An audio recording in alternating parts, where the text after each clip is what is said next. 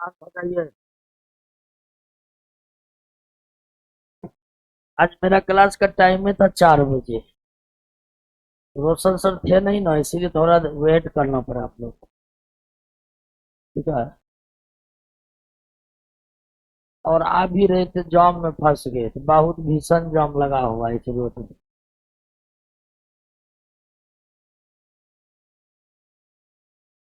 तो कल के क्लास में हम बायोलॉजी के 5वें नंबर चैप्टर तक क्लियर कर लिए थे, और 5वां का आंसर मिल गया है। आंसर भी मिल गया है। अब 1 से 5 तक बायोलॉजी के प्रश्न का उत्तर आपके होंठ पर होना चाहिए, होंठ पर। याद तो सबको है, लेकिन आपको इस तरह से याद होना चाहिए कि एकदम उत्तर होंठ पर है।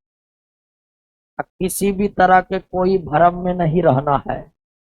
आपकी तैयारी सबसे बेस्ट तैयारी हो रही है। लग रहा है कि नहीं हमारी तैयारी कम हो रही है, तो बुला लीजिए किसी को और देख लीजिए कि आपकी तैयारी बेहतर है कि नहीं। तब आइए अब केमिस्ट्री के दूसरे और तीसरे चैप्टर को पहले खत्म कर लेते हैं। तो पहला चैप्टर का सारा क्वेश्चन याद हो गया है। हाँ, आपको लग रहा है कि बहुत को याद नहीं हुआ। तो पहला चैप्टर जिन जिन को याद नहीं हुआ है, वो समझ लीजिए नौकरी से बाहर है।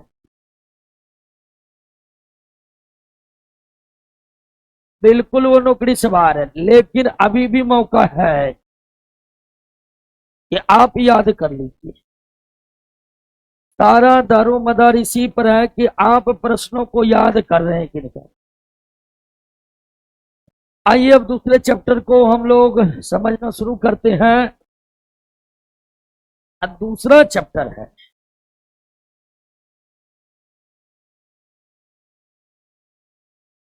एटम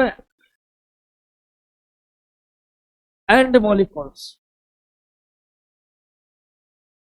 एटम एंड मॉलिक्यूल, परमाणु और परमाणु और अणु। कौन बात करे क्लास में? नीचे जाकर बात कीजिए।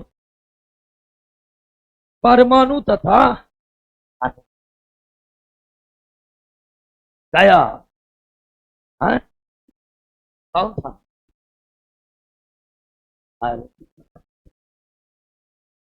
परमाणु तथा अणु।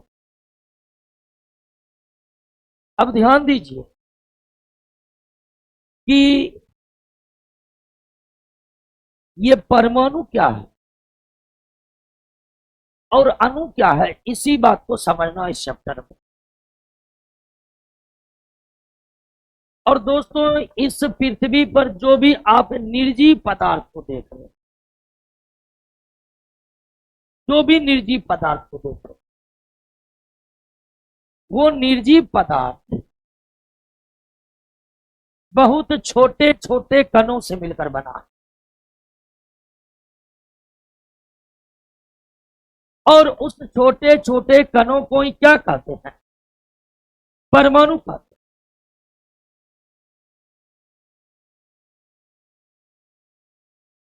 और परमाणु मिलकर के बनाते हैं क्या? अणु। और अणु मिलकर बनाते हैं पदार्थ। एक पदार्थ का निर्माण किससे होता है और अणु का निर्माण किससे होता है? परमाणु। कोई भी पदार्थ, आप चाहे तत्व की बात कर लीजिए या यौगिक की बात कर लीजिए या मिश्रण की बात कर लीजिए, कोई भी पदार्थ अणुओं से मिलकर बना है और अणु परमाणु से मिलकर बना।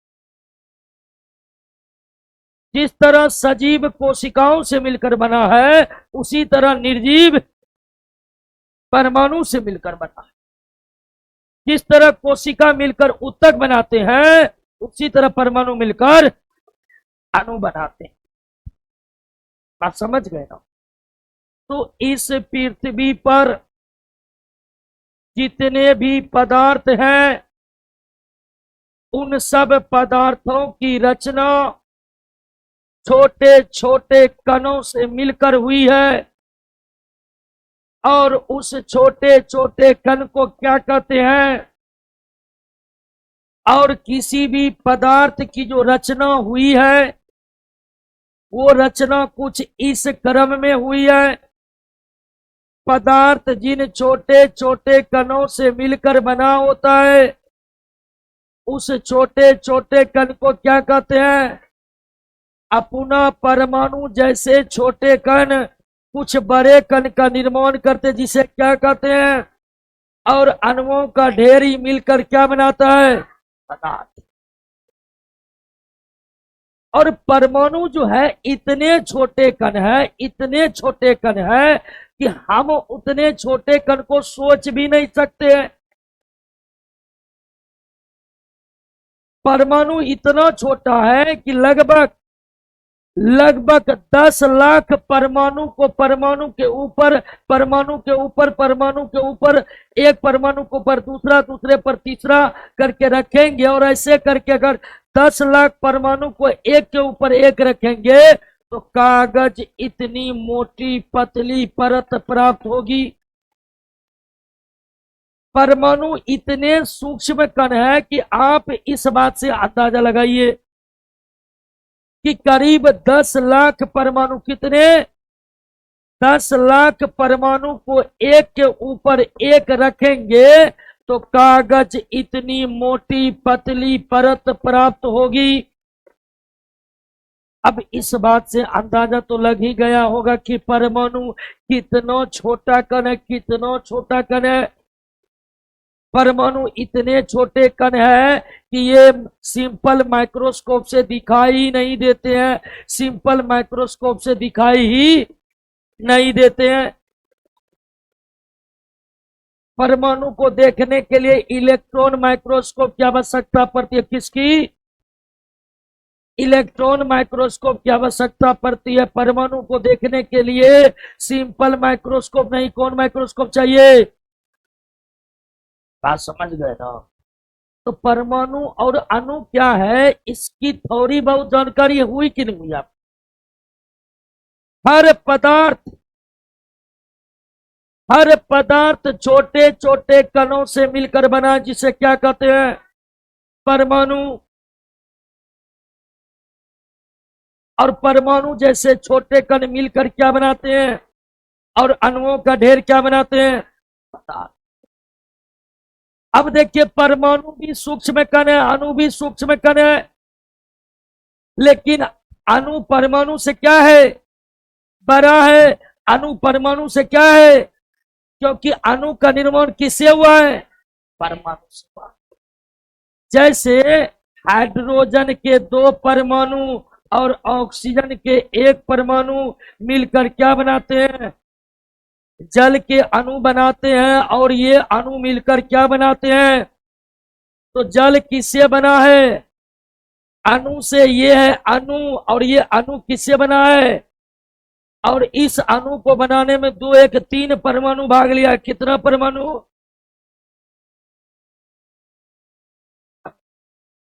कोई दिक्कत? अब दोस्तों इस परमाणु की खोज कैसे हुई? केमिस्ट्री में परमाणु के खोज से पहले, केमिस्ट्री में परमाणु के खोज से पहले रासायनिक संयोग के नियम का प्रतिपादन हुआ था।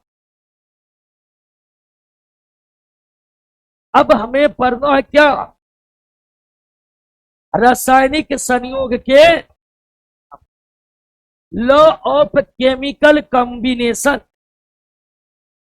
और दोस्तों ये रासायनिक संयोग के नियम, रासायनिक संयोग के नियम वो नियम है जो केमिस्ट्री के विकास के शुरुआती समय में भिन्न भिन्न वैज्ञानिकों के द्वारा प्रतिपादित किया गया। यानी जब केमिस्ट्री का विकास होना शुरू हुआ था ना, तो वैज्ञानिकों ने सबसे पहले जिस नियम को स्थापित किए, वे नियम किस नियम से जाना गया? रासायनिक संयोग के नियम। परमाणु और अणु के खोज से पहले केमिस्ट्री में वैज्ञानिकों ने किस नियम का प्रतिपादन कर चुके थे? केमिस्ट्री में परमाणु और अणु के खोज से पहले वैज्ञानिकों ने किस नियम को प्रतिपादित कर चुके थे? रासायनिक संयोग के नियम। तो परमाणु और अणु को हम थोड़ा विस्तार में समझे, इससे पहले आप थोड़ा रासायनिक संयोग के नियम को समझ लीजिए। हालांकि रासायनिक संयोग के कुल कितने नियम है? 4। रासायनिक संयोग के कुल कितने नियम है? 4, लेकिन 2 को ही जानना आपके लिए जरूरी है। और रासायनिक संयोग का पहला नियम है द्रव्यमान संरक्षण का, द्रव्यमान संरक्षण का नियम। और द्रव्यमान संरक्षण का जो नियम है दोस्तों, द्रव्यमान संरक्षण का नियम, ये नियम का प्रतिपादन लेबोजियर ने किया था। किसने किया था? लेबोजियर ने, या इसको हिंदी में लेवाइसिए भी लिखते हैं, अंग्रेजी में ये लिखते हैं। तो द्रव्यमान संरक्षण नियम, द्रव्यमान संरक्षण नियम, law of conservation of mass, law of conservation of mass का प्रतिपादन किसने किया था? लेबोजियर ने किया था।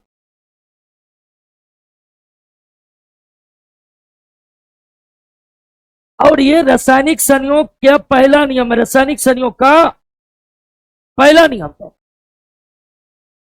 और दोस्तों आप लेबोजियर के बारे में ये भी जानते होंगे कि केमिस्ट्री के पिता भी किन्हें कहा जाता है? लेबोजियर को कहा जाता है। केमिस्ट्री का पिता भी किसको कहा जाता है? लेबोजियर को। और उन्होंने ही द्रव्यमान संरक्षण नियम का प्रतिपादन किया। अब द्रव्यमान संरक्षण नियम को समझिए।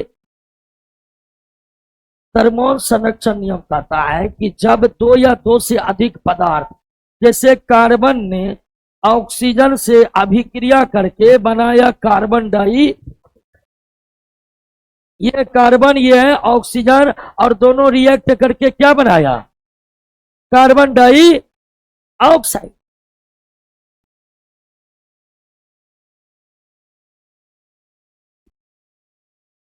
अब मान लीजिए कि कार्बन है दोस्तों 10 ग्राम, ऑक्सीजन है 20 ग्राम।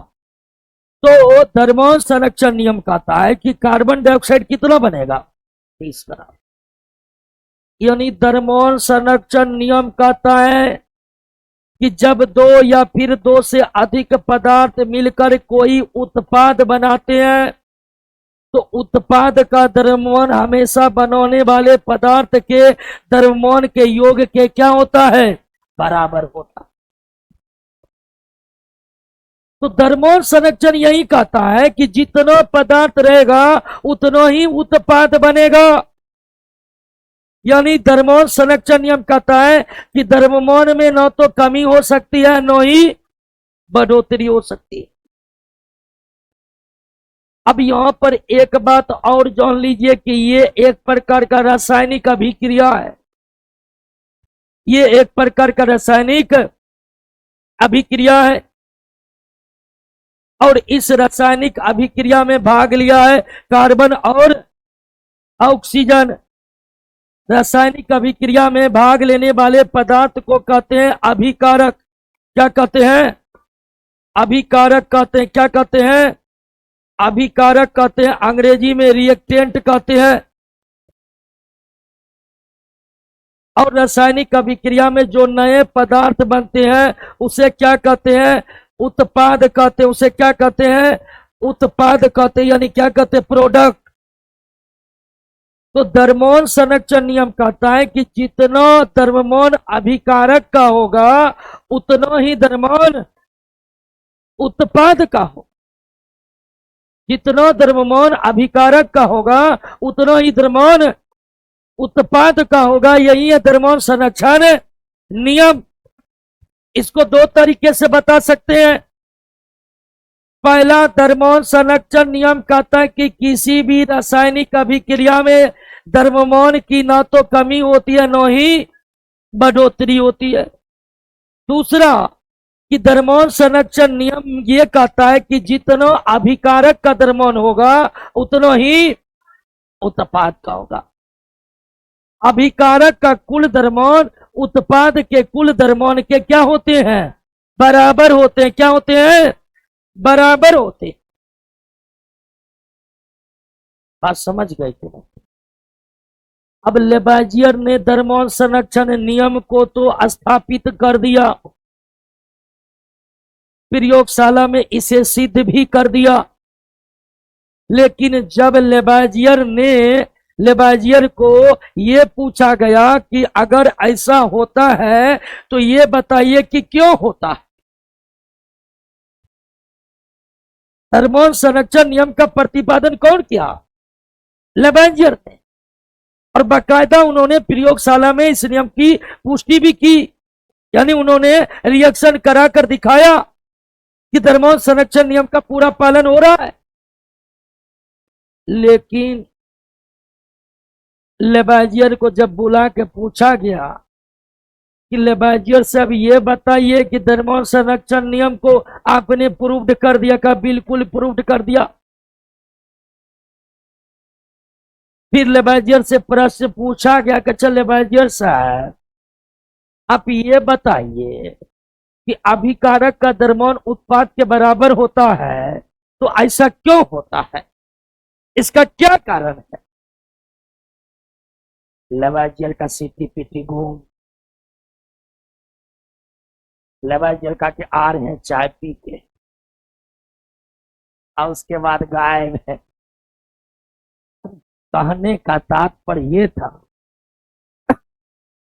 कि लेबाजियर ने धर्मोन संरक्षण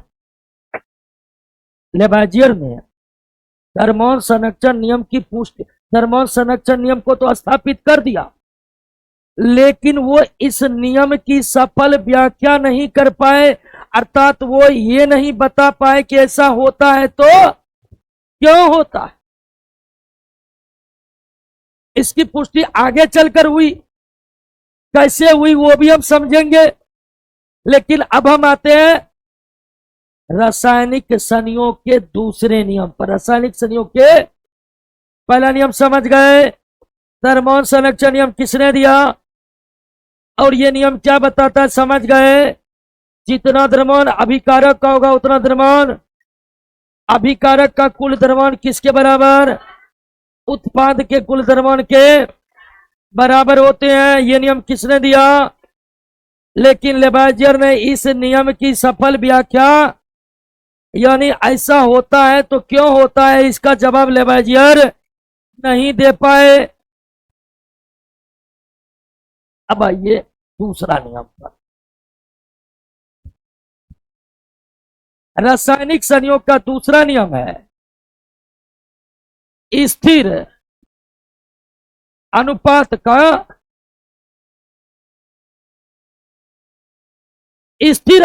नियम, लॉ ऑफ कांस्टेंट प्रपोर्शन। स्थिर अनुपात का नियम, लॉ ऑफ कांस्टेंट प्रपोर्शन।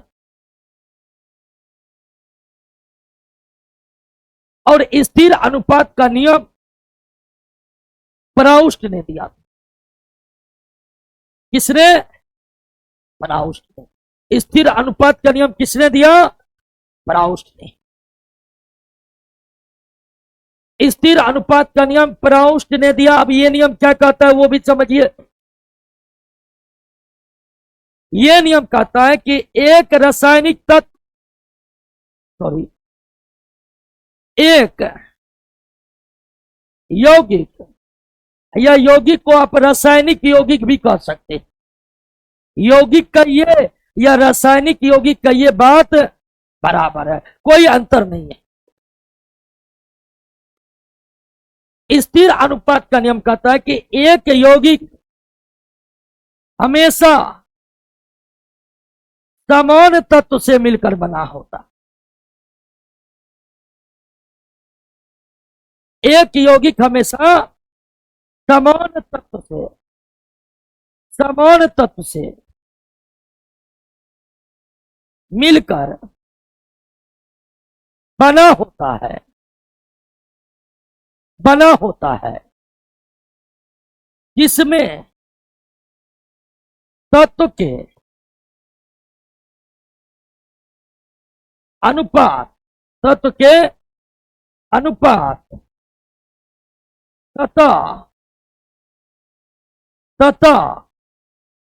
भार का अनुपात हमेशा नियत रहता है, चाहे उसे किसी भी तरह बनाए या कहीं से भी प्राप्त करे। समझा रहे हैं, पूरी तरह से आपको समझ में आएगा। स्थिर अनुपात का नियम कहता है कि एक यौगिक हमेशा समान तत्व से मिलकर बना होता है। एक यौगिक हमेशा समान तत्व से मिलकर बना होता है जिसमें तत्व के अनुपात तथा भार का अनुपात हमेशा नियत रहता है, चाहे उसे किसी भी तरह बनाए या कहीं से भी प्राप्त करे। अब इसको एग्जाम्पल से समझिए। उदाहरण के लिए जल है, जल का रासायनिक सूत्र है, जल का रासायनिक सूत्र क्या है? अब आप जल को किसी भी तरह से बनाइए, जल को किसी भी तरह से बनाइए, जल को कहीं से भी प्राप्त कर लीजिए, वो हमेशा बना होगा हाइड्रोजन और ऑक्सीजन से। वो हमेशा किससे बना होगा? हाइड्रोजन और ऑक्सीजन से बना होगा। मान लीजिए एक दोस्त आ गया आपका और बोल दिया, दोस्त हम तो अमेरिका में रहते हैं और अमेरिका वाला जल जानते हो, अमेरिका वाला जल H2O नहीं C2O है। ऐसा संभव है? बिल्कुल सरासर गलत है। आप जल को अमेरिका से लाइए कि नेपाल से लाइए कि पाकिस्तान से लाइए, वो जल है तो वो H2 यानी हाइड्रोजन और ऑक्सीजन से बना होगा। एक यौगिक हमेशा समान तत्व से मिलकर बने होते हैं, चाहे उसे किसी भी तरह बनाए, चाहे उसे कहीं से भी। जल को आप किसी भी तरह से बनाइए, जल को आप कहीं से भी प्राप्त करिए, वो किससे बना होगा? हाइड्रोजन ऑक्सीजन से बना होगा। और ये भी तय है कि जल में हाइड्रोजन और ऑक्सीजन का अनुपात कितना होगा?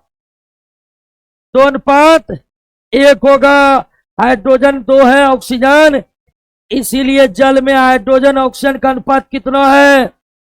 और दोस्तों हम भार का अनुपात, आपको ये पता है कि हाइड्रोजन का वजन कितना होता है? 1 MU। ऑक्सीजन का वजन होता है, आपको पता है ये बात? नहीं पता तो जान लीजिए कि हाइड्रोजन के परमाणु का वजन कितना होता है? 1 MU। इसका मतलब है एटॉमिक मास यूनिट। और ऑक्सीजन के परमाणु का भार कितना होता है? 16 MU होता है। और इस जल में हाइड्रोजन और ऑक्सीजन के भार का अनुपात निकालिए तो हाइड्रोजन के एक परमाणु का वजन 1, तो 2 का वजन और ऑक्सीजन का वजन, तो ये हो जाएगा 1:8 है। तो जल में हाइड्रोजन ऑक्सीजन का अनुपात 2:8, जल में हाइड्रोजन ऑक्सीजन के भार का अनुपात, यह है भार का अनुपात, यह है परमाणु का अनुपात। तो प्राउस्ट यही कह रहे हैं दोस्तों, प्राउस्ट यही कह रहे हैं कि एक यौगिक हमेशा समान तत्वों से मिलकर बना होता है, उसमें तत्व का अनुपात और तत्व के भार का अनुपात हमेशा नियत रहता है, चाहे उसे किसी भी तरह से बनाए या कहीं से भी।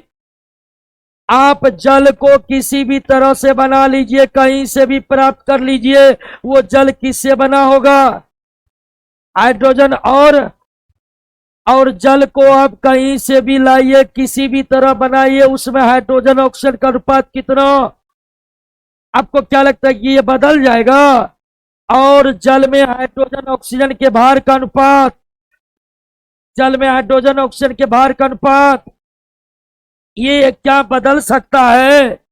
ये कभी नहीं बदल सकता है, क्योंकि जल को आप किसी भी तरह से बनाइए, कहीं से भी लाइए, वो जल H2O ही रहेगा, वो जल बदल। इसे ही कहते हैं स्थिर अनुपात का। बात समझ गए ना? अब देखिए, जल में हाइड्रोजन ऑक्सीजन के परमाणु का अनुपात 2 अनुपात, और जल में हाइड्रोजन ऑक्सीजन के भार का अनुपात तो 1:8 भार का अनुपात है, और ये परमाणु का अनुपात है। बात समझ गए? इसे ही कहते हैं स्थिर अनुपात का। क्लियर हो गया? अब ध्यान दीजिएगा, आप अपने नोट पर ध्यान दीजिए। स्थिर अनुपात जो लिखा हुआ है उसमें छूट गया क्या? एक। आपके नोट में स्थिर अनुपात का परिभाषा कौन शुरू हुआ है? एक है, तो वहां आगे एक लगा दीजिए। लगा दिए? नोट पर थोड़ा ध्यान दीजिए, ध्यान दिए?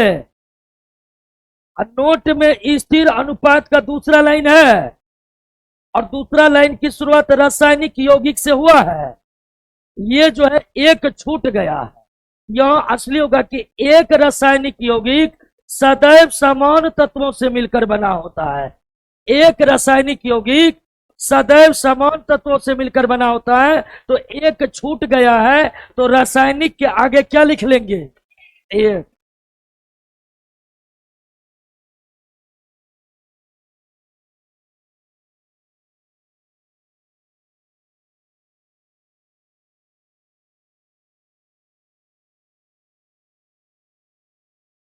क्लियर हो गया? आज समझ गए? तो द्रव्यमान संरक्षण नियम लेबाजियर ने दिया, और स्थिर अनुपात का नियम। अब ध्यान दीजिए दोस्तों कि स्थिर अनुपात नियम का प्रतिपादन किसने किया? प्राउस्ट ने भी नियम का प्रतिपादन कर दिया, और उसे प्रयोगशाला में प्रूव्ड कर भी दिखा दिया। लेकिन फिर वैज्ञानिकों ने प्राउस्ट को भी बुलाया कि प्राउस्ट से अब आइएगा, थोड़ा मिलेंगे। प्राउस्ट गया मिलने के लिए, बताइए क्या बात है? तो प्राउस्ट से भी यही पूछा गया कि आपने स्थिर अनुपात का नियम दिया, उसकी जांच पड़ताल हो गई है? कहा कि जांच पड़ताल तो हो गया, वो तो बिल्कुल सही है। तो फिर वैज्ञानिकों टीम ने पूछा कि हाँ बिल्कुल सही है, हम प्रश्न चिन्ह नहीं लगा रहे आपके नियम पर। लेकिन प्राउस्ट साहब, एक प्रश्न है आपसे कि आपके नियम ये जो कह रहा है, तो आइए बताइए कि ऐसा क्यों हो रहा है? प्राउस्ट से भी प्रश्न पूछा गया कि एक यौगिक हमेशा समान तत्वों से मिलकर बना होता है, जिसमें तत्व का अनुपात और उसके भार का अनुपात हमेशा नियत रहता है। तो प्राउस्ट साहब ये बताइए कि ऐसा क्यों होता है? प्राउस्ट को लग गया धक्का, सोचा फंस जाएंगे यहां पर। प्राउस्ट भी वहां से निकल गया, करके आ रहे हैं 5 मिनट। बात समझ रही कि नहीं? यानी कहने का तात्पर्य ये था कि प्राउस्ट ने भी नियम को प्रतिपादित तो कर दिए, उसको प्रूव्ड करके भी दिखा दिए, लेकिन ऐसा क्यों होता है इसको वो बता यानी क्यों का जवाब न तो लेबाइजियर दिए न ही प्राउस्ट ने दिए। क्यों का जवाब बाद में मिला। अब बाद में कैसे मिला वो भी इसी चैप्टर में पढ़ेंगे। लेकिन आप क्या समझे कि दरमोन संरक्षण नियम लेबाइजियर को तो दिया, लेबाइजियर के द्वारा दिया गया, लेकिन लेबाइजियर दरमोन संरक्षण नियम की सफल व्याख्या नहीं कर पाए। स्थिर अनुपात का नियम प्राउस्ट के द्वारा दिया गया, लेकिन प्राउस्ट ने भी स्थिर अनुपात नियम की सफल व्याख्या नहीं कर पाए। बात समझ गए। अब दोस्तों रासायनिक संयोग के दो और नियम है। रासायनिक संयोग के दो और नियम है। एक नियम है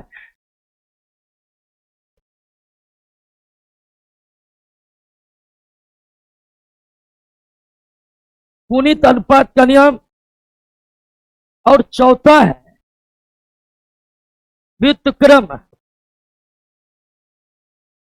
व्युत्क्रम अनुपात का नियम। अब यह नियम को बहुत विस्तार में जानने की कोई जरूरी नहीं है।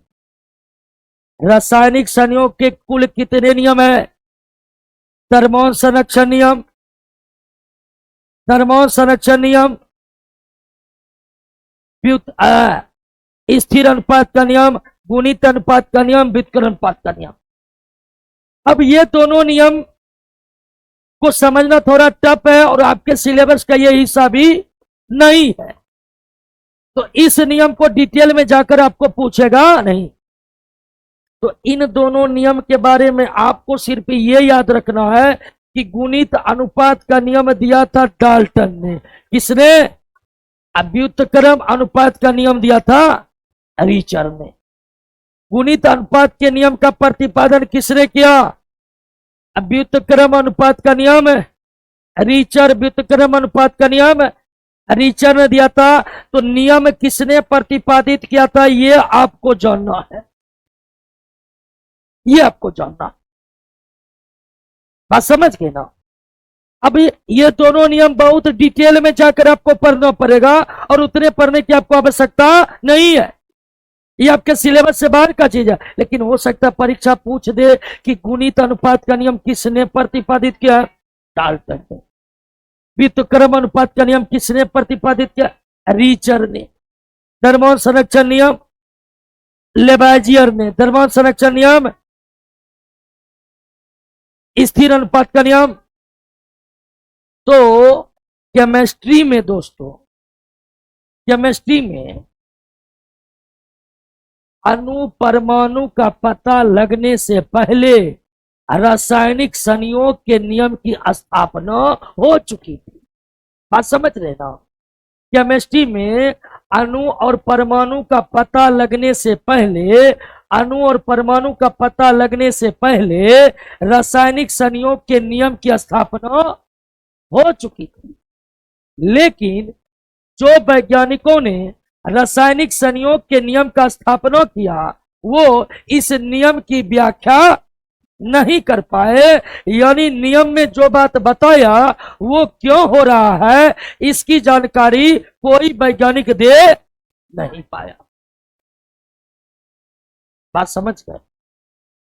आगे चलकर यही रासायनिक संयोग पढ़ने का मौका किसको लगा? किसको लगा? जो रासायनिक संयोग नियम भिन्न भिन्न वैज्ञानिकों के द्वारा समय समय पर प्रतिपादित किए गए। आगे चलकर उस रासायनिक संयोग के नियम को किसने पढ़ा? जॉन डाल्टन ने। किसने? जॉन डाल्टन ने। और जॉन डाल्टन जब रासायनिक संयोग के नियम को पढ़ने लगे तो ये जॉन डाल्टन क्यों का सवाल, क्यों का जवाब खोजने लगा। क्यों का जवाब खोजने लगा? क्योंकि रासायनिक संयोग के नियम तो वैज्ञानिक प्रतिपादित किए कर दिए थे, लेकिन नियम में जो बात बताए थे वो बात क्यों हो रहा है इसकी जानकारी कोई वैज्ञानिक, वही जानकारी आगे चलकर ढूंढने का प्रयास कौन किया? अब उसी रासायनिक संयोग के नियमों को जांचने के दरमियान सबसे पहले डाल्टन को यह पता चला कि जितने भी पदार्थ हैं सब सूक्ष्म कणों से मिलकर बने होते हैं, सूक्ष्म कणों से मिलकर बने होते हैं। और उस सूक्ष्म कण को डाल्टन ने क्या नाम दिया? एटॉम नाम दिया, जिसको हिंदी में क्या कहते हैं? तो पहली बार परमाणु का पता किसने लगाया? और जॉन डाल्टन ने परमाणु का पता लगा के अब परमाणु नाम भी किसने रखा? हालांकि जॉन डाल्टन ने एटॉम रखा था, जिसका हिंदी रूपांतरण क्या होता है? तो इस तरह पहली बार परमाणु का खोज किसने किया? जॉन डाल्टन ने किया। परमाणु का खोज किसने किया? और जॉन डाल्टन परमाणु का खोज उस दरमियान किया जब वे रासायनिक संयोग के नियमों की जांच कर रहे थे। और रासायनिक संयोग के नियमों की जांच करते करते करते उन्हें यह पता लग गया कि जितने भी पदार्थ हैं सब छोटे छोटे कणों से मिलकर बना है। और उस कण को डाल्टन ने क्या नाम दिया? एटॉम। तो एटॉम के प्रथम खोजकर्ता भी जॉन डाल्टन, और एटॉम को एटॉम नाम देने वाला भी जॉन डाल्टन। उसके बाद जॉन डाल्टन ने एक थ्योरी पेश किया और जिसका नाम पड़ा एटॉमिक। और इस तरह से केमिस्ट्री में पहला एटॉमिक थ्योरी किसके द्वारा दिया गया? और जॉन डाल्टन के द्वारा जो एटॉमिक थ्योरी दिया गया उसका मुख्य उद्देश्य यही था कि रासायनिक संयोग के नियमों की सफल व्याख्या हो सके। बात समझ गए ना? तो पहला परमाणु सिद्धांत किसके द्वारा पेश किया गया? तो अब आपको समझना है कि जॉन डाल्टन ने जो परमाणु सिद्धांत दिए उस परमाणु सिद्धांत में वे कौन कौन से बात बताए। और सबसे पहले कि परमाणु सिद्धांत में इन्होंने उन सारी बातों को बताया। परमाणु सिद्धांत में जॉन डाल्टन ने उन सारी बातों को बताया जिन बातों से रासायनिक संयोग के नियमों की व्याख्या हो सके। रासायनिक संयोग के नियमों की सफल व्याख्या पहली बार किसने किया? और जॉन डाल्टन ने किसके द्वारा किया? एटॉमिक थ्योरी के द्वारा किया। बात समझ गए? एक प्रश्न बार बार आ रहे कि अणु बड़ा कि परमाणु बड़ा है? कौन बड़ा है? अणु बड़ा है। अरे अणु का निर्माण परमाणु से होता है, तो अणु परमाणु से बड़े ना होगा। That's clear. परमाणु छोटा है और अणु, क्योंकि अणु परमाणु से मिलकर बना होता है। इसमें कोई कंफ्यूजन वाली बात होनी नहीं चाहिए। पदार्थ जिन सूक्ष्म कण से मिलकर बना होता है उसे परमाणु कहते हैं। अब परमाणु जैसे कण मिलकर जो बनाते हैं उसे अणु कहते हैं। बात समझ गए? क्लियर हो गया? अब हमें जानना है कि जॉन डाल्टन के एटॉमिक थ्योरी में क्या? जॉन डाल्टन के एटॉमिक थ्योरी में पहली बात यही था कि सारा पदार्थ सूक्ष्म कणों से मिलकर बना होता है। सारा पदार्थ सूक्ष्म कणों से मिलकर बना होता है, जिसे हिंदी में परमाणु, अंग्रेजी में एटॉम कहते हैं।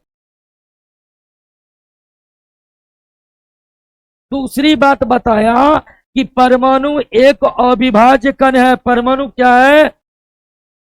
अविभाज्य कण है। परमाणु क्या है दोस्तों? अविभाज्य कण है। परमाणु क्या है? अविभाज्य कण है। बात समझे कि नहीं समझे? एटॉमिक थ्योरी में जॉन डाल्टन ने पहली बात यह बता कि हर पदार्थ सूक्ष्म कण से मिलकर बना है, जिसे क्या कहते हैं? और उसके बाद डाल्टन ने कहा कि परमाणु सबसे छोटा कण है, परमाणु को और बंटवारा यानी परमाणु को विभाजित, परमाणु अविभाज्य है, किसने बताया? पहला एटॉमिक थ्योरी किसने दिया? परमाणु अविभाज्य है, किसने बताया? क्लियर हो गया। उसके बाद बताया जॉन डाल्टन ने अपने एटॉमिक थ्योरी में अगली बात यह बताया कि एक पदार्थ के सभी परमाणु आपस में हर दृष्टिकोण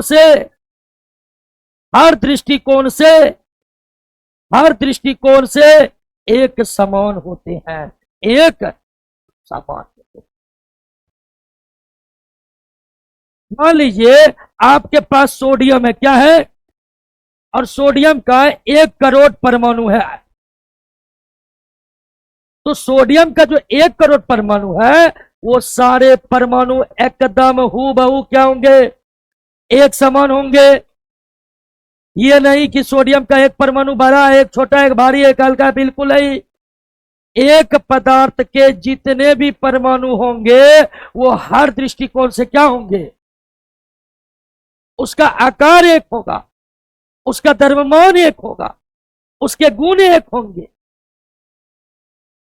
मान लीजिए आपके पास लोहा के 10 लाख परमाणु हैं तो 10 लाख परमाणु बिल्कुल हूबहू क्या होंगे? एक समान। एक पदार्थ के सभी परमाणु आपस में हर दृष्टिकोण से एक समान। एक पदार्थ के हर परमाणु आपस में हर दृष्टिकोण से क्या होते हैं? तो जॉन डाल्टन की पहली बात कि पदार्थ सूक्ष्म कणों से मिलकर बनते, जिसे क्या कहते हैं? एटॉम। और एटॉम क्या है? एक पदार्थ के सभी परमाणु हर दृष्टिकोण से क्या होते हैं? एक समान होते हैं।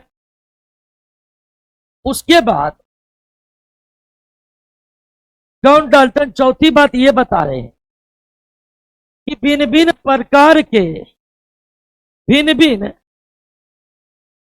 पदार्थ के परमाणु आपस में एक समान नहीं होते हैं, एक समान नहीं होते। क्या जिस तरह का परमाणु लोहा का है उसी तरह का परमाणु कॉपर का भी होगा? बिल्कुल नहीं होगा। जिस तरह का परमाणु कॉपर का उसी तरह का परमाणु हाइड्रोजन का होगा? बिल्कुल नहीं होगा। भिन्न भिन्न पदार्थ के परमाणु आपस में एक समान, एक प्रकार के पदार्थ के सभी परमाणु हर दृष्टिकोण से क्या होगा? एक समान होगा। लेकिन भिन्न भिन्न पदार्थ के परमाणु बिल्कुल भी एक समान नहीं होंगे। उन सब का गुण बिल्कुल क्या होगा? अलग अलग होगा। बात समझ गए थे? पांचवी बात ये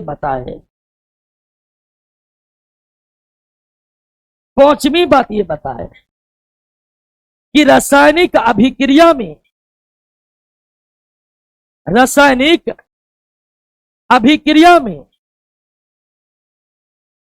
न तो रासायनिक अभिक्रिया में न तो नए परमाणु बनते हैं और न ही कोई परमाणु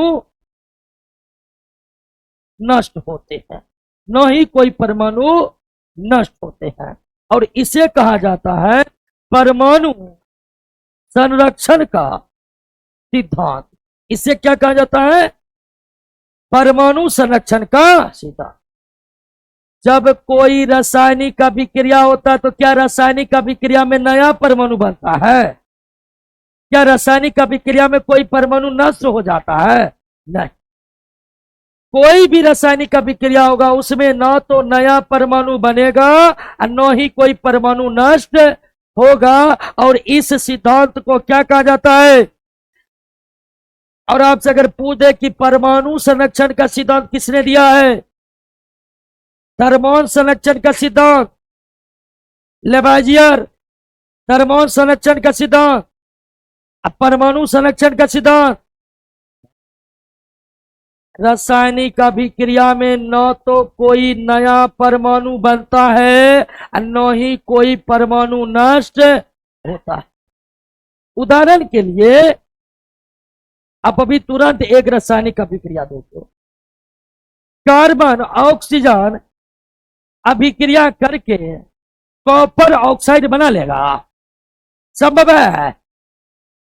कार्बन ऑक्सीजन अभिक्रिया करके कॉपर ऑक्साइड बना लेगा?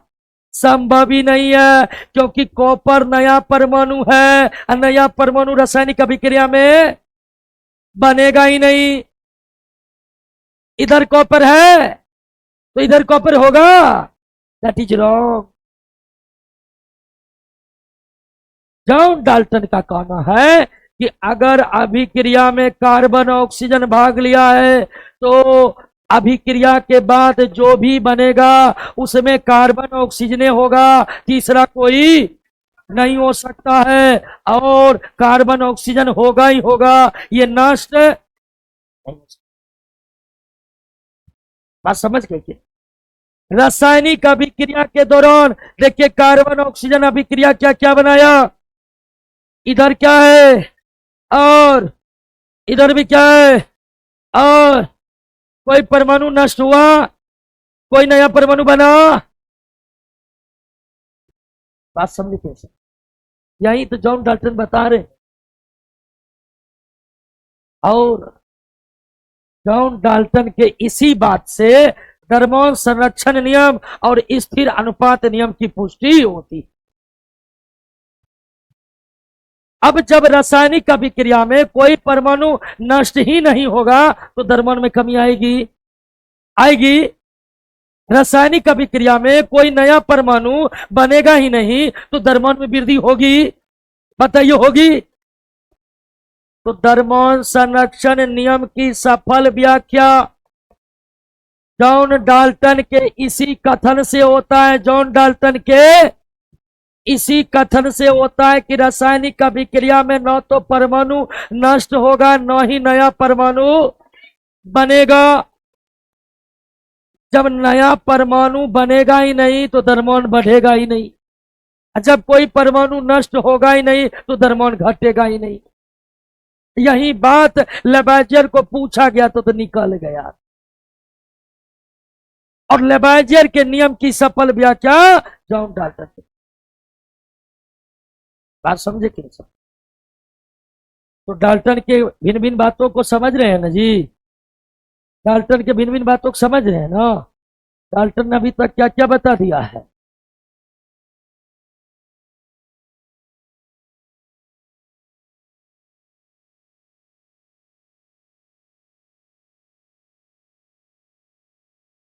एक कह रहा है कि जो लिखा रहे वो नोट में नहीं है, नोट में यही सब है, थोड़ा भाषा में अंतर हो सकता है। एक कह रहा है कि डाल्टन है, जॉन डाल्टन एक ही है, बिल्कुल एक ही है दोस्तों। जॉन पहला एटॉमिक थ्योरी किसने दिया और एटॉमिक थ्योरी में क्या क्या बताया, समझ गए ना? पदार्थ सूक्ष्म कण से मिलकर बने होते जिन्हें डाल्टन के अनुसार परमाणु क्या है, एक पदार्थ के सभी परमाणु भिन्न भिन्न पदार्थ के परमाणु आपस में एक समान नहीं होते हैं। रासायनिक अभिक्रिया में न तो नया परमाणु बनता है न ही कोई परमाणु नष्ट होता है, इसे क्या कहा जाता है? और यही कथन द्रव्यमान संरक्षण नियम की व्याख्या करता है, यही कथन द्रव्यमान संरक्षण नियम की बात समझ लेना। छठा बात कह रहा है,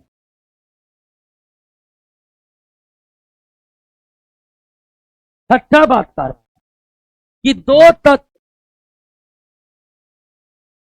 तत्व यहां, एक तत्व कार्बन है, दूसरा तत्व ऑक्सीजन। दो तत्व आपस में अभिक्रिया करके केवल एक यौगिक नहीं बल्कि एक से अधिक यौगिक का निर्माण कर सकते हैं।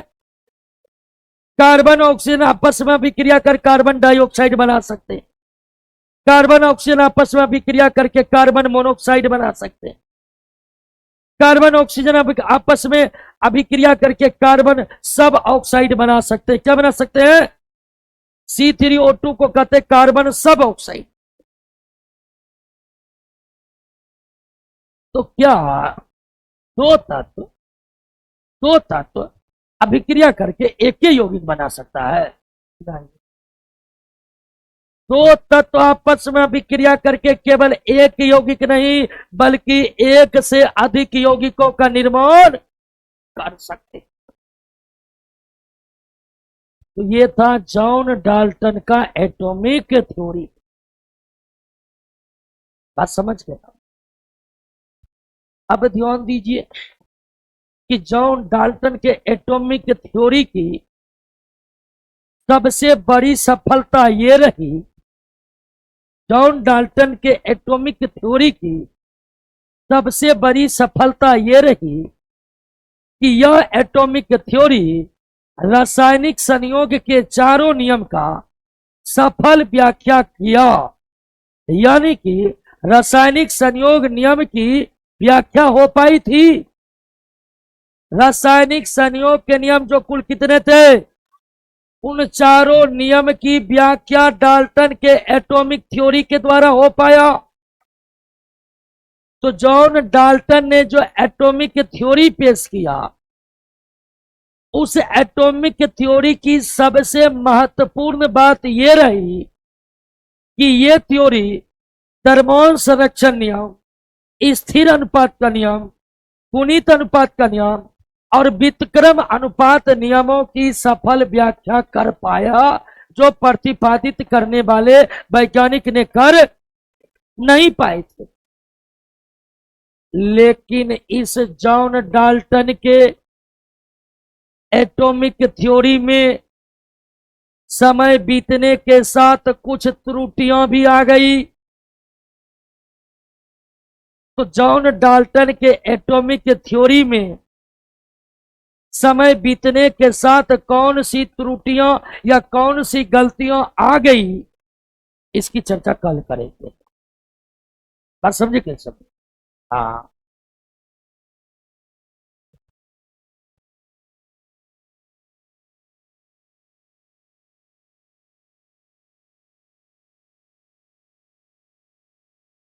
यहां तक समझे कि नहीं सबको?